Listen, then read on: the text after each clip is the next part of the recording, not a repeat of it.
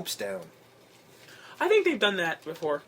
For a wedding? Mm-hmm. I've never seen that in any other company. There was a couple in WWE. Really? That they actually down. took the ropes down? Yeah. Because I don't remember seeing that. I think the Edge and Lita one. No, that wasn't in the ring. Yes, it was. Are you sure? Mm-hmm. I don't think it was. Kane came through the ring and chokeslammed Edge. I could have swore that he was... tombstoned the I priest. could have swore that was on a stage. No. Oh. Anyway, either way. But no, that just seems... I just kind of like that. I thought that was kind of... Yeah. They well, actually, if you watch the rest of it, the wedding was taken very seriously. Mm-hmm. Like, it was done really well, to the point where the twist that you all knew was coming, because it's a wedding, it always has to end with a twist, didn't happen until the final 3 minutes. Yeah, it's not like he busted in halfway through. No, they gave 11... They gave flat out 11 minutes. They said their vows. Yeah. And when they said, does anyone object? And that's where it's supposed to happen. Nothing happened. Nothing happened. It so you're was just like, perfect. What? Is it going to go off without a hitch? And I have to give... I will never give... well, you know what? Let's get to it and I'll explain. Right, do you want to break it down? No, never mind. I thought you were going to break down the whole wedding.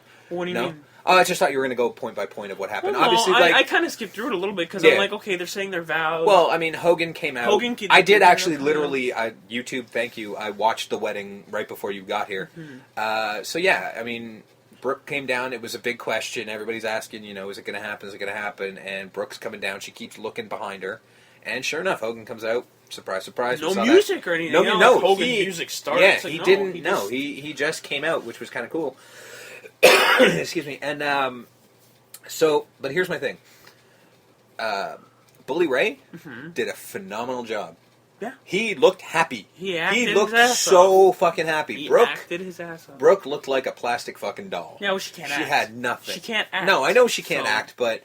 I mean, no, but this is an acting smile, role. bitch. Well, Smile. This is an acting role. She doesn't have a range of emotion. She just doesn't have it. Like, smile, bitch. You're supposed to be happy. Or crying. Something. Anything. I mean, we established last week she can't cry, but... I mean, something. Just show me something. Like, you're too young to have Botox to stop this shit, so you have no excuse, man. Mm-hmm. But, yeah, so now we get to... eventually. Well, when Taz came in, she's like, I got two questions. I'm like, well, that's weird. Why is Taz objecting? Of all people, was objecting, but it happened... Yeah, after the objective. Yeah, they were about to literally pronounce And then he's just like, do you want to do this? Do you want to do this? And I'm like, well, that's an odd question. Yeah, very weird. Like, is this... I don't get it. And then he's just like, well, it's hot in here. And then he takes his thing off, and clearly, by the reaction of the audience that's behind him, and they're like, oh my god. I know, everyone's freaking out, but he hasn't turned to the camera yet. I mean, but when they freaked out, you kind of tell, like, there's something on the back of that vest. But that's the thing, you could sort of see where it was going, and believe me, it shocked me. They did an excellent job. I never heard anything of this. Yeah. It was good. I had no idea. I didn't hear he was turning heel. And it was good, but again... It makes sense. He should have, it does make sense, but here's my point actually of just the reveal before we get into the actual. He should have taken the coat off to the camera.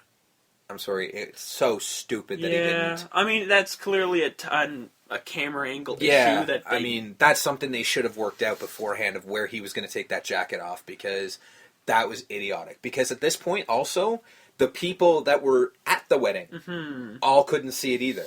Yeah. So, like, literally, the crowd freaks the fuck out, and the wedding people sort of freak out, and they're like, oh my god. Because by the time he gets to them and that's when they hit That's when they hit, so it's just like, well, what the fuck, what? I mean, it was sort of like, they sort of jumped the gun. The reveal was good, yeah. The camera angle, but that's nitpicky. Yeah, it's very nitpicky, but at the same time, it's sort of it's... Again, more of the TNA. Here's why it makes sense. Is because Aces and Eights obviously are going to be a mainstay faction in this company. Obviously. They need a commentator. They need a voice. Yeah, well, I mean, so it worked Taz is going to be... He's their Paul Heyman, right? Yeah. I mean, WCW did it, and TNA is obviously proving that they're just doing everything WCW did, like so... When the ECW and the WCW invasion happened in WWE, they had Paul Heyman at the desk. They did. To be the invasion commentator. So... It was necessary. It had to happen. And how they hit the ring. They just swarmed in. They didn't, like, slowly walk the ring. They just swarmed. It was like, oh my god, Aces and Eights, blink, they're in. Like a and pack it was of good. wolves. Yeah, and nobody fought back. No. Nobody had a chance. It was well done. And you know how Mike Knox and Doc had Brooke and, like, look at your husband, look at your daddy. Like, it was fucking evil. Mm-hmm. It was good. You saw Ken Anderson in the ring. Yeah. Like, so clearly he's a member. He's a member now. So, yeah, they're picking up steam. I'm the first one to make fun of this Aces and Eights thing. This was probably the first yeah. solid Aces and Eights thing they've done ever. That's the thing. I like what it is now. I just hope they're smart enough to keep it this way, where it becomes this kind of thing, but they could easily poochie the shit out of it. They could easily, they're probably going to, in all fairness, but this was really fucking cool. But this was a good ending. I'll give them every benefit of the doubt I can, because this was really good. Yeah. But I do think they're going to poochie it, unfortunately. It was a great ending to a really mediocre TNA Impact. Very much, yeah. And you know what? But it was probably the best ending to a TNA Impact since we've started the show.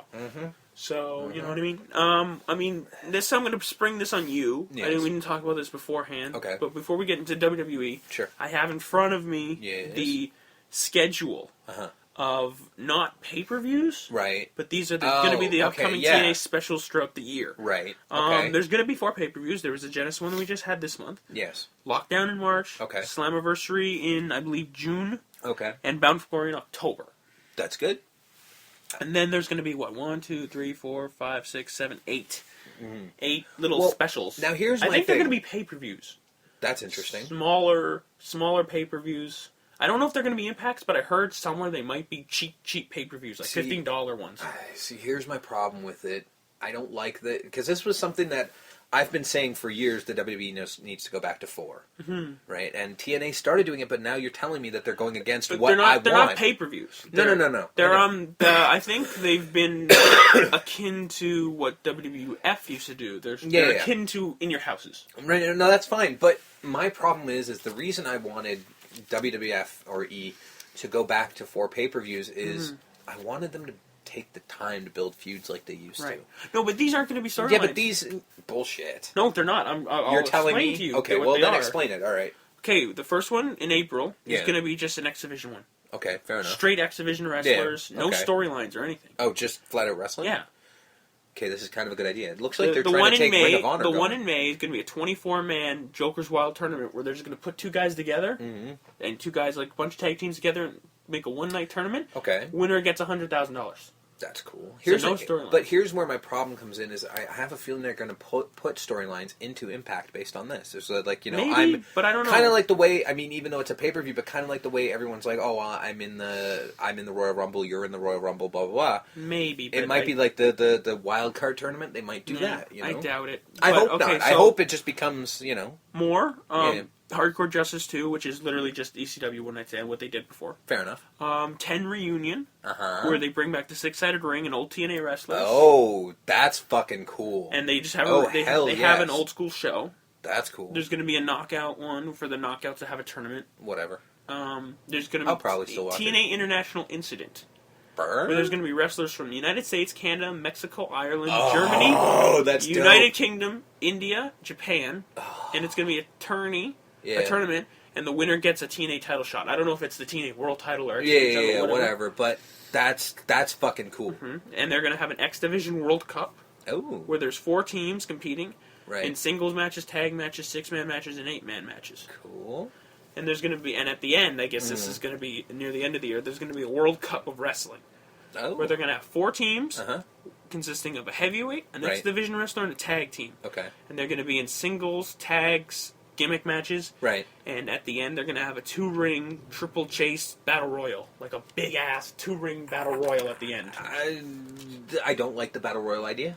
WCW proved that multiple ring battle royals don't really work all that well. Here's the thing. It's only going to be 4 teams of 4 guys. Not 60 guys. True. Okay, that might work a little better. I like World War III, but that was way too many dudes in the ring. Yeah, that didn't work. But this is going to be, 4, 8, 12, 16 dudes in 2 rings? That could be good. 8 dudes in a ring? That actually will probably be really good. So this is hard to watch on TV, though. That'll be annoying. No, but this is what I'm saying. Like, this is good. From what I'm looking at the paper, these don't really lead to storylines. No, well, some of them could, but... Hey, but no, I mean, if they literally just spend, like, all their TV time just building up, like, a 4-month in-between pay-per-view, and they just build fucking storyline after storyline after storyline, they will have basically everything I've ever wanted, where it could go back to the old style, where they build feuds. Like, some of the feuds that were back in the day, like the Hogan Savage feud, the Hogan Warrior feud, all these things were fucking awesome. Yeah. for a reason. They had the time to build it up. They didn't just do it in 3 weeks. Yeah. So yeah, this so could be that's really what I'm good. saying. Like, it was good impact. Uh-huh. These things look to be solid. Yeah. I mean, we'll obviously yeah report on them. Oh as, god, as I mean, happen. there's a handful that I'm really excited for. So yeah, no, I could be really into that. These will be happening in the months that there's not a major Yeah. pay-per-view. I don't know yet if it's going to be an Impact thing or a cheaper pay-per-view, like a $15 in-your-house style pay-per-view. It'd be worth it. I And mean, you know what? Casual wrestling fans will have no problem spending $15. Yeah. I mean, that might be their whole idea is when it comes to pay-per-views, if you're going to promise like some of the best wrestling on TV at a $15 price, you might get some good shit out of that. That might be that's probably a really good plan, actually. Though it's obviously cost efficient. We'll see if it turns out to be profitable. Out, We'll see. Yeah.